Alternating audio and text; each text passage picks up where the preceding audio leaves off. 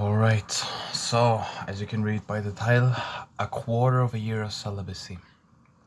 And now up front, I gotta be honest though, I relapsed. I relapsed at day 80 on my journey, and I went another 3 days, and then I had another 2 or 3 relapses in a single day. But they actually taught me a lot, and I just wanna share what I learned. I think I want to get to what I immediately noticed when I relapsed after, well, almost a quarter of a year of no orgasms as a 20-year-old. The first relapse, I actually didn't notice a lot. I also sort of still restricted myself, and you know the technique where you push your finger below so not as much comes out. It was a small load, so to speak. And I didn't feel as much, but one thing I noticed is that immediately, like that, my urges were back. You know, when I managed to go another 3 days, and then I just couldn't. Like I gave in.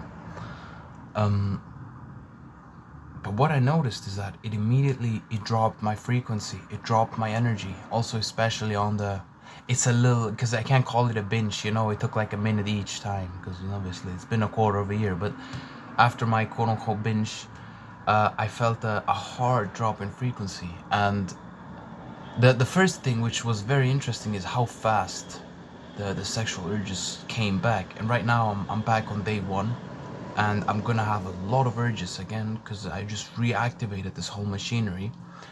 You know, it's like quitting a drug, but right before you get through the withdrawal, you take it again, and now the withdrawal is back, or the need to take the drug is back, which is where I'm at right now. But I learned a lot from that relapse and from the journey in general. So my frequency dropped. What that means is I feel like I have a hole in my stomach.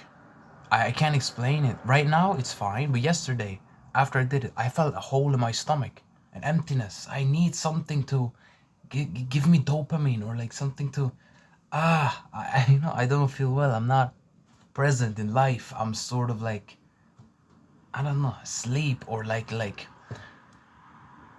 not on track. It feels like, oh, I'm not on track. I'm not living life. I'm not really here. I'm sort of like, I can't explain. Can't put my finger on it. But there's a hole in my stomach. There's an energy hole. You know, I don't feel like I'm all there really. But it's coming back, and I already feel like, even just after a day, after one sleeping once, I feel pretty good, to be honest. Today I just went swimming. I went outside. I feel pretty decent already. But my frequency dropped. So one thing is, urges came back really strong. All of a sudden I crave dopamine. And one thing I noticed is I'm in public, and all of a sudden I notice how many women there are again, and how much temptation there is. And it's like, I had this thought of, oh, I want to blame the women again. But it's like, no, no, no, no. You didn't even notice this for the past weeks or whatever. Because now that you relapsed, all of a sudden you recognize it anymore. And I catch myself how much I look at asses or tits or whatever, you know? And it's kind of interesting how it's all you seek it out. That's why you notice it. Women are not at fault for dressing the way they do. But I think the biggest thing which I learned, and this has a spiritual and a physical aspect, is the lust and semen production. I think that's incredibly interesting if you haven't experienced it yourself to maybe know. But it truly showed me, and I already understood this intellectually, but it truly showed me that my lust had nothing to do with my testosterone levels or whatever, or with me being a man or whatever. It was purely an addiction. It was purely an addiction.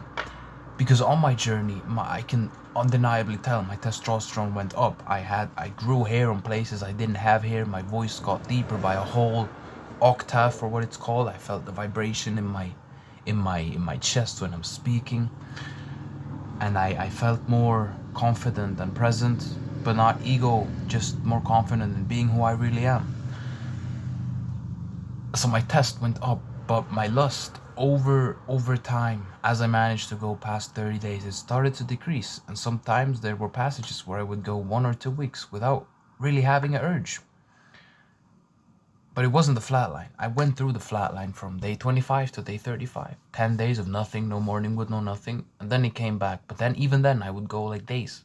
Then I have a little urge, but then it's gone again. And what's interesting is there were really times where I would go a week without a single urge. But I have more testosterone, right? I feel more manly. I feel more dominant. Naturally, not because I'm trying to be. And I also get I get the same reaction from the world in a sense. It mirrors my inner feeling. And then I relapse, and it's funny, it's gonna be personal, but the amount of semen is way less. If I think about it, back in the day, I would do it every second or third day, sometimes twice a day, whatever. If I'm depressed, I'd do it fucking 6 times a day, because who cares, it's meaningless anyway. And I could have a load, have another load, have another load, and then on the fourth one, it's like, oh, now we're starting to be empty. Now it's like I shot once, and the second time it's already, oh, that's only half as much. And before, every third day, I would have a full load, and now it went 80 days, and I have less fluid than I used to have after 3 days. And I wonder what happened. But it goes hand in hand with the same way the sexual drives went, or the sexual desires went down, the production went down. Because I don't know if the body just knows, oh, we're full now, we're not going to produce more. And then over time, as you stay full, it like slows it down. Like metabolism. The more you eat, the faster your metabolism. That's why you can be really heavy, overweight, and then cut down your calories to 1,000 and then just eat 1,000 every single day. You will lose weight for a week, and then it will stop because your metabolism will adjust. Same thing is with your sexual production. And what I've noticed is, because my sexual production, which manifests itself in the amount of semen and the amount of sexual urges, has decreased so much, I have all of a sudden read more than I've ever read before. I started finally writing my book after 4 years of procrastination. I started finally just doing the things I always wanted to do, and putting in the work and the working in my workouts, and just going out doing things alone and going swimming, and instead of just laying around doing nothing. And what I also noticed is, after I relapsed, I laid there in my bed and I would watch some degeneracy comedy special.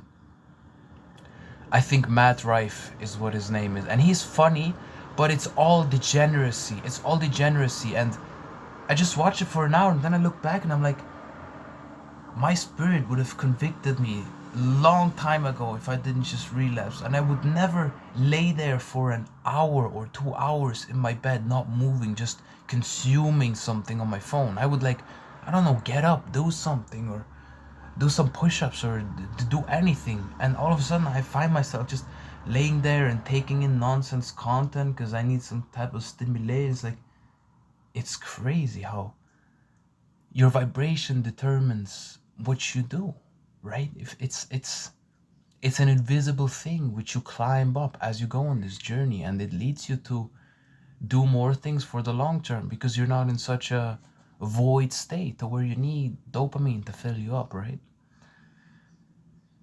And afterwards, after 2 hours of watching, I was like, oh, I feel so drained. It doesn't feel good. Why am I doing it? I don't enjoy it. I want to stop watching, but I can't. It's funny. It's funny. Because it's a drug, right? And your body will adjust. If you do it less, it's like metabolism. It will go down, and your body will be like, okay, let's not produce a full load every 3 days, because, well, he's obviously needing it, right? He's probably Genghis Khan himself. No. And the thing is, you have to realize, in nowadays society, we're all compromised. All men are compromised. This is not normal desire, right? Because we lack so much masculinity, we all put up egos and say, oh, I'm a man, I gotta fuck, and that's what men do, this and that, even though it's literally what's making you weak, right? Being enslaved to lust. Therefore, to women. Women become your master if you're enslaved to lust, because she controls what happens to your lust. Unless you go watch pornography, which is even more embarrassing, to be honest. No man is proud of it. No man. But there will still be people in my comments attacking me, calling it pseudoscience, and I'm deluded, and it causes prostate cancer, bro. But it's like, okay, sure, call it pseudoscience, but what's the alternative exactly? You're gonna sit there and watch another man have sex while you have intercourse with your hand? What are you really defending here? Or where are you really coming from? Are you coming from the standpoint of I want to find truth, or are you going to come from the standpoint from don't you dare tell me I need to change my ways because it's going to be hard and I lack the discipline to actually go against my flesh? But these people are probably totally shut off to spiritual warfare or anything. That's why God hasn't woken them up, and there's still government slaves talking about, oh, it's going to give you prostate cancer, bro. Like, I don't know what these people do on my channel, but you know, I get a lot of hate, but it's a good thing. You know, people telling me, oh, go get a job. You have narcissistic personality disorder, big nose, you're retarded, this and that, but it's fine because if I didn't have haters, I'd be doing something wrong. It's good because these videos are for the minority, not the majority. But yeah, as your sexual metabolism goes down, all of a sudden this other channel, the higher channel, opens up and you'll find yourself actually putting in the work and doing things that benefit you long term, and sowing, you start to sow so you can reap. Oh, one thing which I forgot to mention, I'm gonna cut this in the video real quick, is that today was the first day I woke up at 11 a.m. Yesterday I woke up at 10 a.m. Usually I wake up at 6 or 7 and I'm just up. And what's interesting is I woke up at 6:59. And then I was like, oh, I'm too tired to wake up. Let me go back to bed. And then I slept until 10 or 11. And I haven't slept that long since SR. Like, I'm sure it's been more than a month or two. And what's also interesting is yesterday I couldn't fall asleep. I was up until I think 3 a.m. laying in bed watching YouTube videos, which is something I never do. After 12, I go to sleep. I'm asleep, and at 6, 7, I'm up. But all of a sudden, oh, I'm awake till 3. Oh, I sleep in till 11. And it doesn't feel good. It doesn't feel good waking up at 11. It feels so much better when I wake up at 7. So yeah, one thing which I forgot to mention. Thought this might be interesting. I think that is it. I want to keep the video a bit shorter to say what I wanted to say. I want to also be transparent, you know. I did relapse, managed to go 80 days. I know now what it is like again, sort of. I still think I feel better after 1 day than I used to after 3 to 4 days. Because, I don't know, somehow the energy is still saved. Because I did almost a quarter of a year. Somehow something is still saved. I don't have issues with eye contact. You know, it's been 1 day, but the eye contact stayed the same. Back in the days I would get the, you know, fear reaction, but now I just look, it's fine. That has stayed. So I feel like something has stayed. Something has stuck with me, you know. I haven't just lost everything, even though there's only 1.5 loads, right? Gonna be real here. 1.5 loads, 80 days. Where did all that other energy to produce these nutrients and whatever go? It went to all higher channels, right? Creative endeavors, my habits, my goals. This YouTube channel as well. I have one more thing, which is bizarre or interesting. I'm sure you've seen these videos where they say it causes sickness and death and destruction. I think you feel it too once you let go of your vital fluids and what makes you man and this literal godly essence out of which human life can come. You feel drained and weak and almost sick. I felt some weird pain in my leg bones and in my hip, and I have this thing underneath my chest, like right here on the other side of the heart, which feels weird for quite some time, and it came back the day after I relapsed, and I was like, huh, that's interesting. I don't know if it's because of the thing which I took, because I was still sleeping back then, and now I have some type of, I can't say the word, in me, which responds to the, you know, the internet, the G. I don't want to trigger the algorithm, because I already have a warning on my YouTube channel, believe it or not. Even though I have less than 300 subscribers, YouTube is still like, no, we're gonna fucking strike you. Don't speak about the things we don't want you to talk about. I'm not even gonna mention it, but you know this, or such stuff as the, you know, I'm not gonna say it, but you can't speak it out on YouTube. Yeah, I immediately feel quote unquote sick. I feel fine, but I felt like some interesting physical sensations which I forgot I had for the last 80 days because it just disappeared. I felt so healthy and vigorous and full of energy.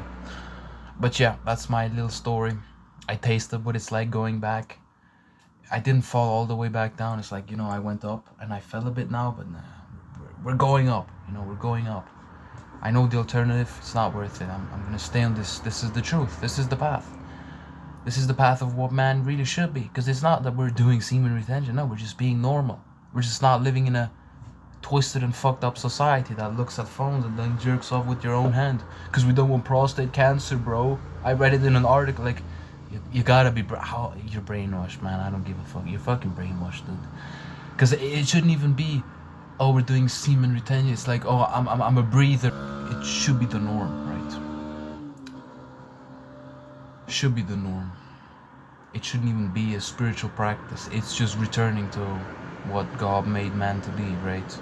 Escaping the chains of a wicked society. But obviously, once you preach these things, you will have the agents coming after you, you know, insulting you, and instead of humbling themselves and learning and getting to a better place, now they'd rather stay in their chains. It's like, dude, how stupid you gotta be, man. But that's what ego does, right? It enslaves you and keeps you stuck. Anyways, thanks for watching, and yeah, I'll update you on my journey. I'm planning to make another video when I'm in Thailand in like 2 or 3 months or whatever on semen retention. I'll make other videos before that. I have some videos planned, but I still wanna do some more research and really write my points down so I can give you a good video, not just because this video was just spontaneous. But I have some videos planned, and yeah, thank you for watching. Take care.